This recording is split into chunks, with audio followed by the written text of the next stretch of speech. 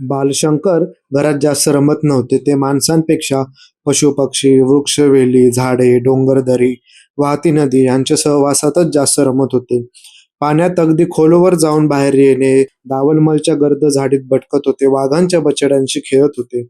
आई सांगत, स्वभाव तरेवाईकच आहे.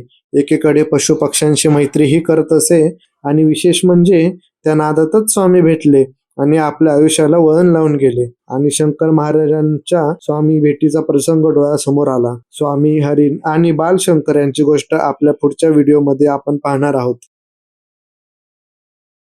त्यांना मटार घातलेली खिचडी, कांदा भजी, गरमागरमच चहा प्यायला आवड. जरी ते मद्य प्यायले तरी अत्तराचा सुगंध यायचा. जर कोणी टीका केली तर जरी महाराजांनी मद्य प्यायले तर त्या टीका करणाऱ्या व्यक्तीला ती चढत असे.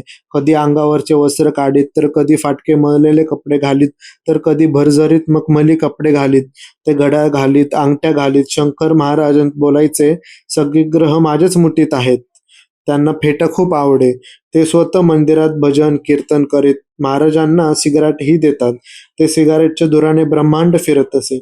भक्तांचा असा अनुभव सांगतो, जिथे नामस्मरण चाले तिथे सिगारेटचा वास येतो. म्हणजेच शंकर महाराज स्वतः तिथे उपस्थिती दाखवित.